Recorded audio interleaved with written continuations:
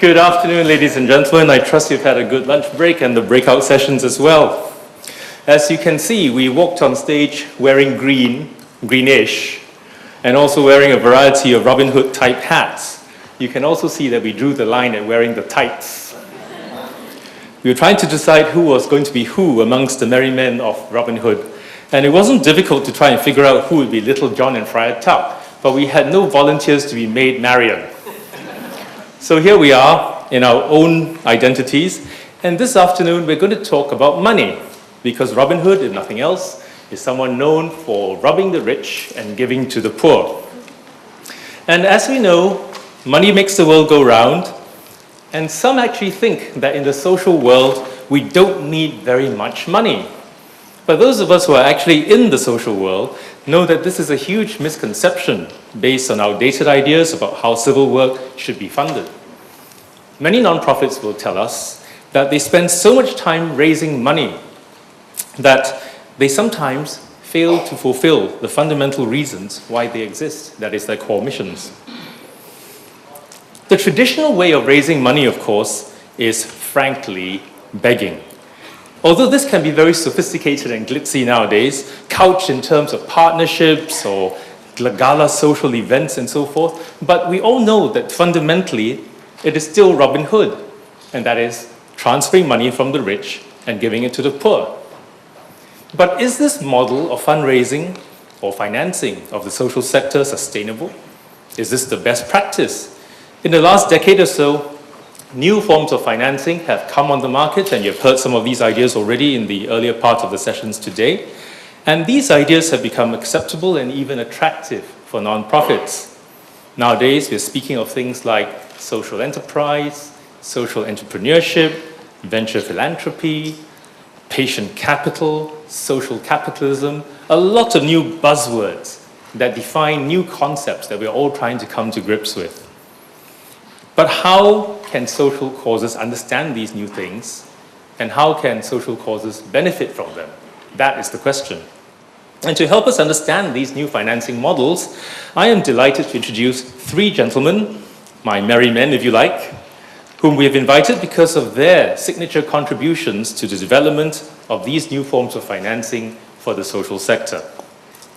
Immediately on my left is the microphone.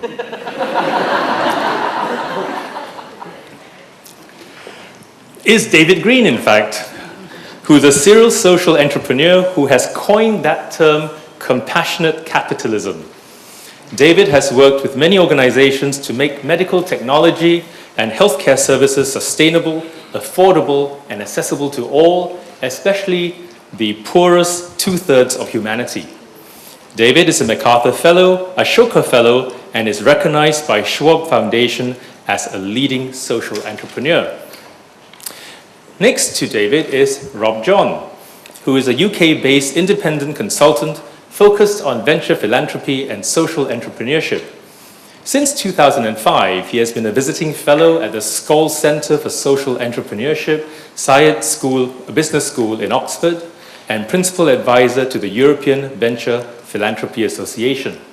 He is also a co-founder of the Asia Venture Philanthropy Network. And bringing up the rear, last but not least, Dev Apana. He is an investment manager at LGT Venture Philanthropy, which is funded by the princely family of Liechtenstein. He focuses his efforts on identifying and supporting the growth of social enterprises with emphasis on Southeast Asia. His mission is to raise the sustainable quality of life for less advantaged people, especially in the developing world. Dev has co-founded or co-authored a book entitled Startup and Change the World, which is aimed as a guide for anyone wanting to start a social enterprise, and this book has been ranked as a top read in social entrepreneurship. So we have highly qualified, very experienced people on the panel today to talk about these concepts, and to kick things off, I'm going to ask David to tell us his experiences. Thank you.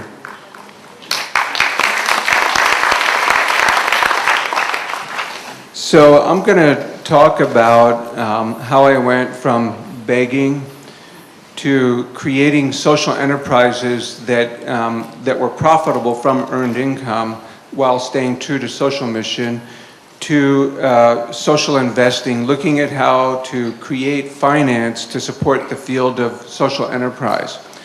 So what I'm going to do is sort of give my definition, and by the way, I now call it humanizing capitalism because one of our famous politicians in the United States used the word compassionate conservatism, and somehow I wanted to sort of get away from that word for a while. So maybe I can go back to it later on, but I sort of frame it as humanizing capitalism.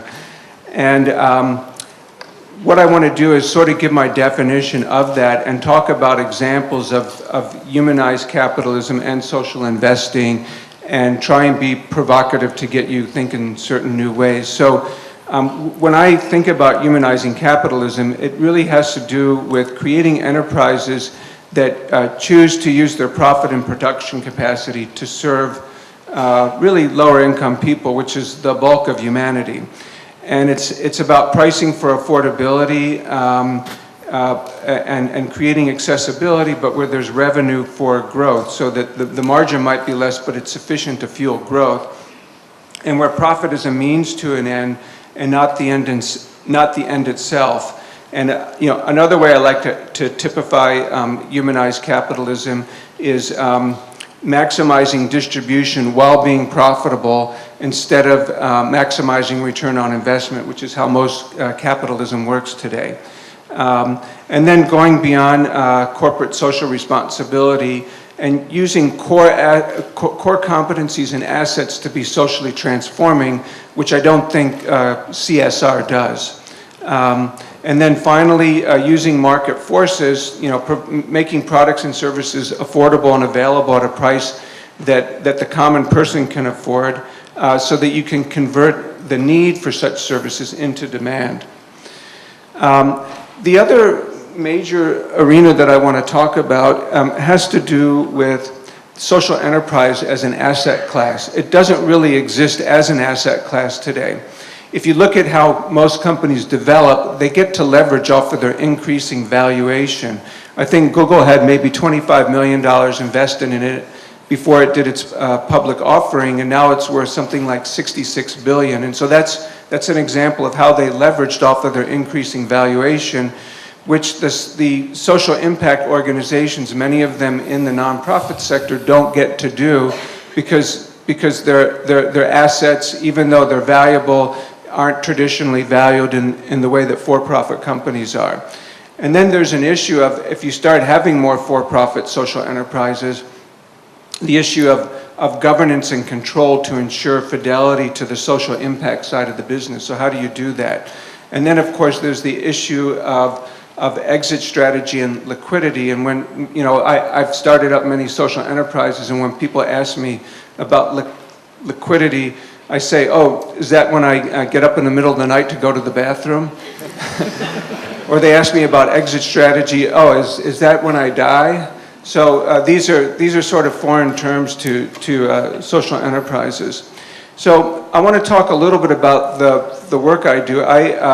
Historically, I've helped develop many eye care programs to make them self-financing.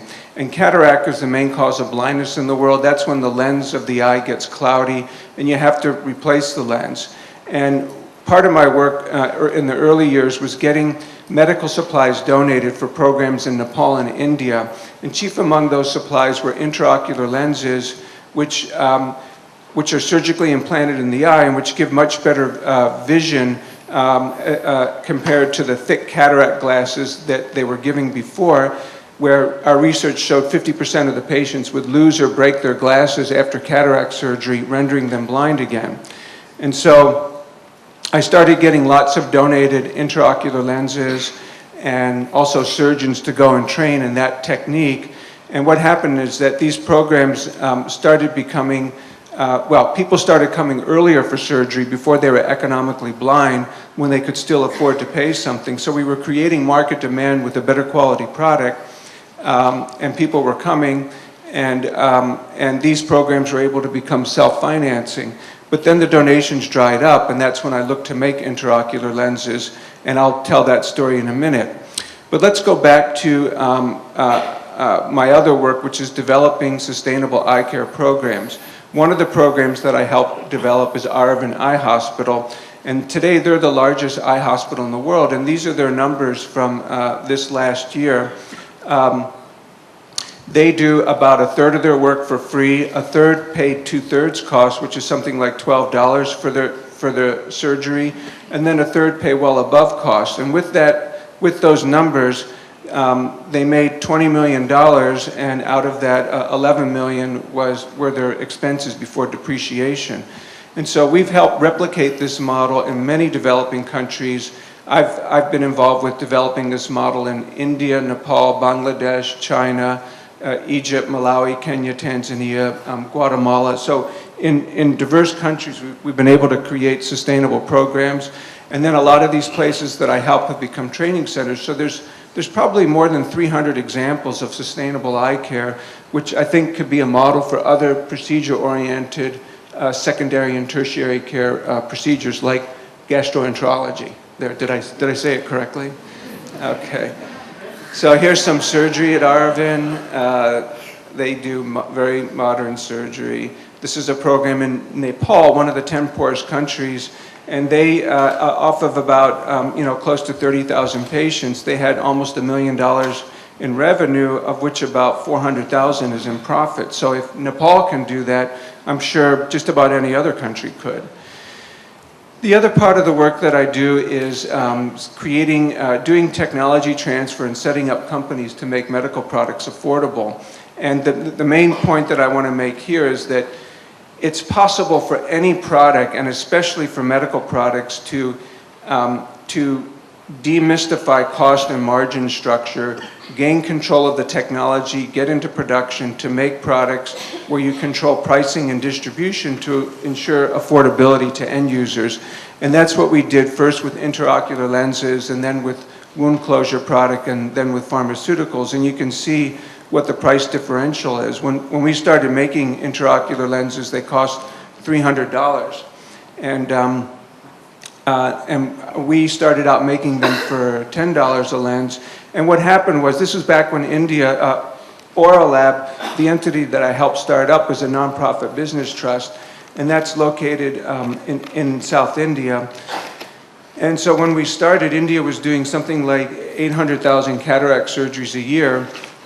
When we started as a low-price provider, many other companies saw what we were doing and got into production also and competed with us on price and quality, actually drove our price down to $2, and sort of created a whole competitive ophthalmic industry in India, where today India is doing more than 5 million surgeries a year.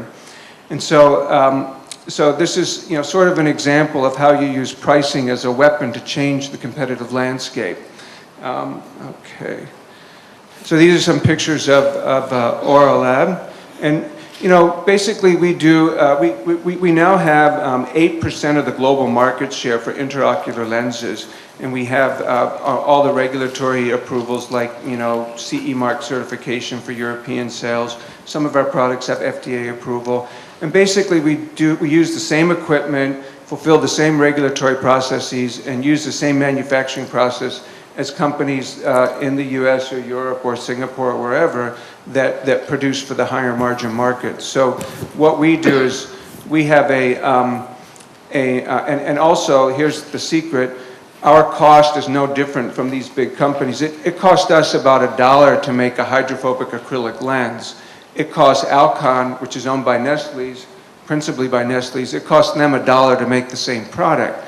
But we just sculpt our cost and our margins and our distribution strategies to result in affordability. So it's a whole ecosystems approach. Okay. This is our suture manufacturing. And here's Auralab. That's our new building. We were able to build it from money that we earned. We didn't have to borrow anything. And so I told the story of the cataract surgery. And another story, there's a big company, Johnson & Johnson, that we beat out one of their companies, Ethicon, on a contract with the government of India. It was like $1 million contract for suture. And they sued us, they lost, they appealed and won. And we took it to the Indian Supreme Court and finally won the case. They were claiming we didn't fulfill the bidding requirements. We ultimately won, but in the meantime, they dropped their price from something like $240 for a box of suture down to $23. And so that's an example of how being competitive and using pricing changes the competitive landscape to make something expensive more affordable to these developing countries. I have a hearing company that I just set up. This is a for-profit social enterprise, and this just gives you an idea of what we're aiming for. We're aiming for retail pricing of anywhere from $50 to $200 for a product that normally retails for an average of $1,500. And what we're doing is we're demedicalizing the fitting of hearing aids so that instead of $35,000 worth of equipment, we have everything as software on a smartphone where a non-medical person can wirelessly test hearing and program the device in like less than a half hour. So the whole idea is to use technology to figure out how to demedicalize so you can have it as an add-on business and go through unconventional channels to distribute. In other words, we're going around the conventional channel, which charges high prices. I want to finish up by talking a little bit about social investing. And through my work with Ashoka, we brought together Deutsche Bank and the International Agency for Prevention of Blindness to create the iFund. And this is a $15 million debt financing fund that supports eye care programs that are already self-financing, but able to serve lower income people. And some of the things that I've learned in social investing, it's really hard to find investments, and banks or financial institutions and the social sector don't really speak the same language, so that there's a lot of work involved in bringing these two entities together to create these types of social investing instruments. And what's really some of the challenge are how do you discover, aggregate, and pre-qualify investing pools that then look interesting to the financial sector? And then how do you bring together investors to create the right type of funds that have the right appearance or wrap that looks interesting to to investors? So the iFund, we were able to do that with Deutsche Bank. Deutsche Bank put in like $1 million at 1% and said, we'll be the first loss cushion investment. And then that enabled other investors to come in at 2%, at 4%, at 5%, at different levels of risk and return. But we needed that credit enhancement at the bottom to bring in those other funds. I'll stop there now because I don't want to go over my time. I'll just mention real quick, there's another fund that we're working on to make solar energy affordable to low-income people. The idea here is how do you create funds whereby the criteria by which the investment is made, whether it's debt or equity, tilts a whole field in a certain direction. So we're looking at the whole solar supply chain and looking to raise a $100 million fund from a variety of investors and look and see how we can use investment, whether it's the manufacturing, distribution, or end-user financing, where we invest in strategies that are all about making solar energy affordable to low-income people. And I'll talk more about social investing when the question time comes. Thank you. Thank you, David. That's fascinating, and I hope we have time to come back to you with some questions from the audience. But now we'll move quickly on to Rob.